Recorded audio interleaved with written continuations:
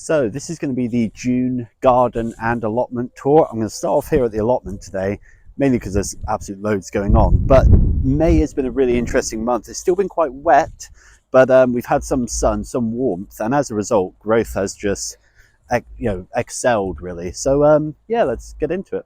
So I'm going to start off with this bed here because this is the one that is going most to plan. So first off, one of the most biggest successes I'm having so far is this dill. I've got 2 dill plants and they are growing absolutely amazingly. Really, really strong, thick stems.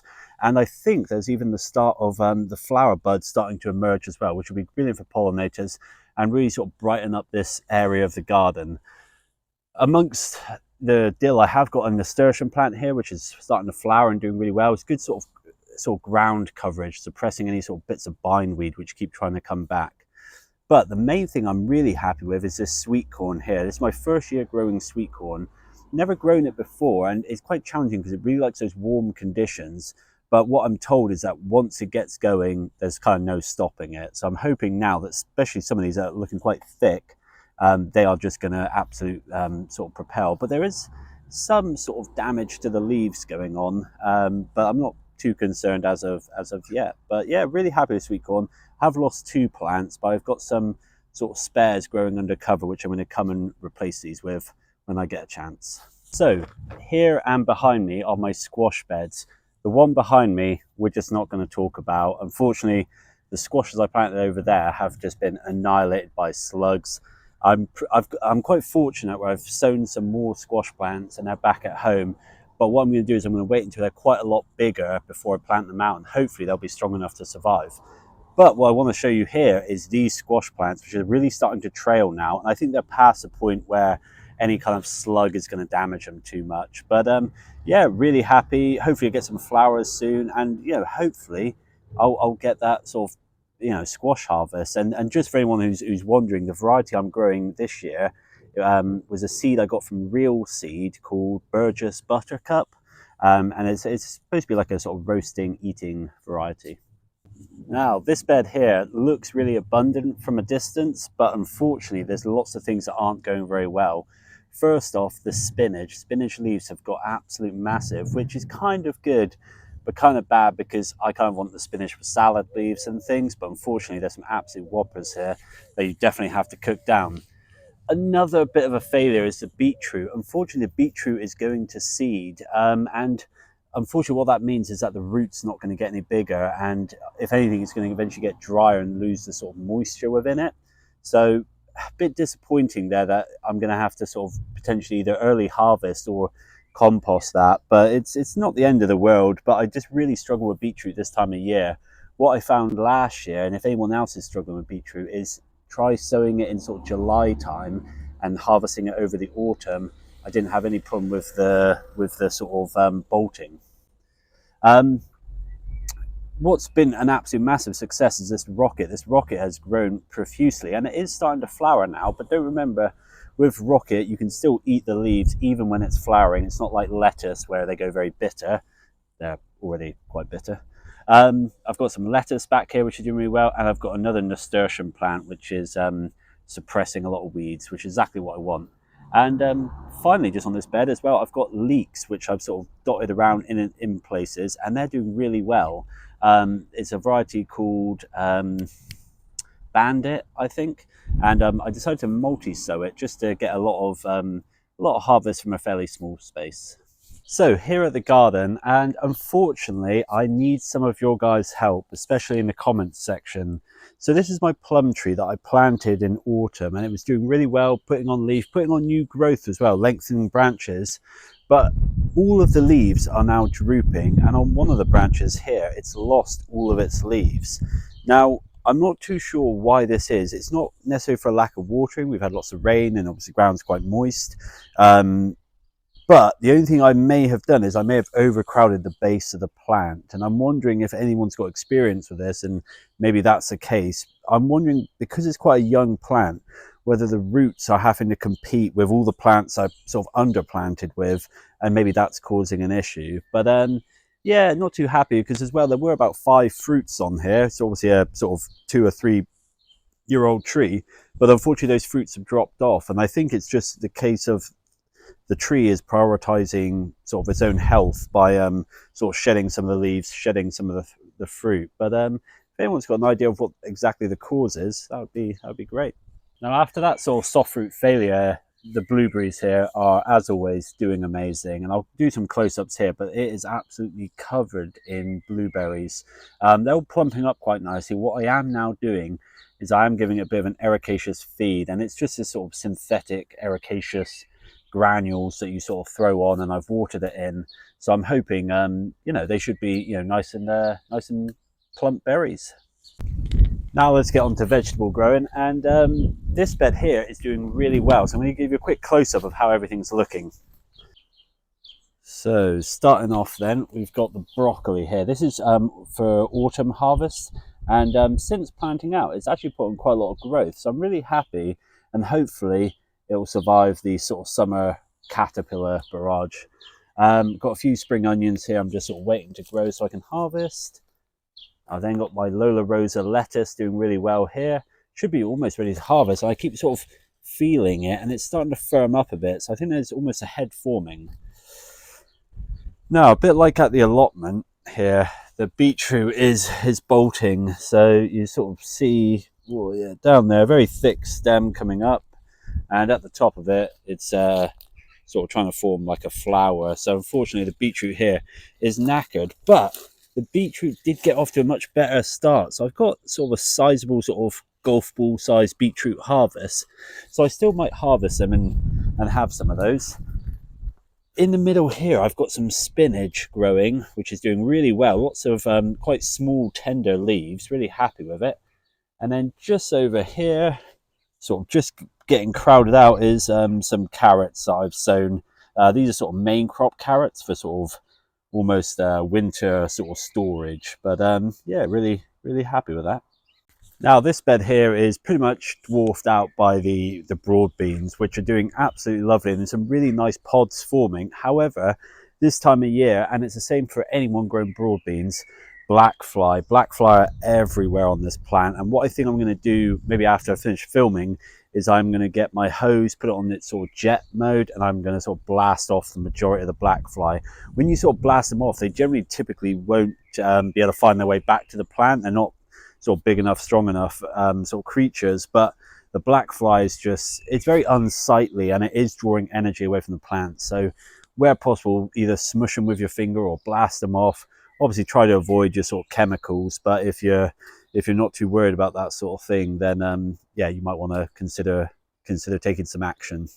So in the shadow of the broad beans, I've got some carrots growing. These were the early Nance variety, which should be sort of getting ready to harvest maybe end of June. I've got a couple zinnias at either end of this row that are just sort of growing away. They're not doing too badly. But what is a bit upsetting is I've only had 2 parsnips come out of a whole row that I sowed. So what I have done is I have sowed another row along here, which I'm hoping I'm not too late, but yeah, we'll see. Over here I've got my sort of single sort of sown leeks, whereas at the allotment I'm doing multi-sown. Here I'm doing single sown, and so far I'm not really enjoying it very much. Some of these are a bit floppy, but yeah, just yeah, I don't know. We'll see. I'm sure they'll thicken up and toughen up. And I've also got some more sort of carrots just growing here as well. Now, before we move on, what I have started doing now is my peas are starting to grow up. So I've got here a big sort of arch going up that I sort of walk under between 2 beds, and the peas are starting to grow up both sides as well. I think so far this is my favourite bed this year. So first off, I've got my onions growing, Red Baron. I sowed in January. They're all starting to thicken up now, and we'll sort of hopefully be sort of looking to harvest in July if we're lucky, fingers crossed. I've got a small little catch crop of radishes, just where a few onions didn't last very long. I thought I'd sow a row of radishes in there which are ready to harvest. And then over here I've kind of got a little salad. So I've got some rocket again, lettuce, and some spring onions. Now one thing I will say, and I've realized, is for most of us sort of eating wise, you don't need very many rocket plants. One rocket plant will produce loads and loads and loads of leaves. So I think next year I'm definitely going to sow less rocket. 6 plants is far too many. But the lettuce here is I got a big green variety called Cos, which is starting to form a nice head for harvest. And I've got the Lola Rosa sort of red lettuce as well, which is doing really well. Now, this bed here was my sort of newest bed. I only built it sort of beginning of this year. And first thing you'll probably notice is the poached eggplants in front. Now, I grew these as a companion plant to sort of attract pollinators and things, and it definitely does that. But the other thing it does is it spreads massively, and what I'm also told is that it will self-seed as well. Not that big a deal. It's really recognizable seedling, so if you don't want it there, you can easily just pull it out, but something to bear in mind. Now, the other thing that's doing really well here is my strawberries, and I'll get a close-up of some of the strawberries here, but it looks like I'm going to have a really, really enjoyable amount of strawberries. Other thing with this bed that I'm trying out is I built this tomato cage out of a sort of cattle fencing and some bamboo canes held together with zip ties, and I'm growing a semi-indeterminate or semi-determinate tomato plant. So what I'm hoping is that it's going to obviously grow quite tall, and it's going to produce quite large tomatoes, sort of slicing ones, salad ones, or not quite beefsteak size, but quite big. But this cage is going to allow it to sort of meander up while supporting its general sort of weight, especially when it starts fruiting. But with this variety, I don't have to worry about suckers and things like that. So I was hoping the cage, basically I don't need to get access to the plants. I'm hoping this cage works really well, but yeah, we'll give it a go. And obviously, as you can see, I'm growing outside in the UK, so it's always a bit of a toss-up, but the variety's marmalade, so I'm hoping, as it said on the seed packet, it's gonna produce some crop, basically. So the final bed is the garlic bed, and as you can see, it's starting to sort of become less of a garlic bed.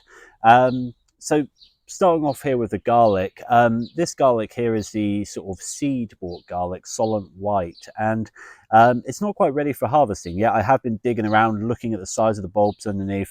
Not quite ready yet, but I imagine maybe the sort of second week of June, hopefully it'll be ready.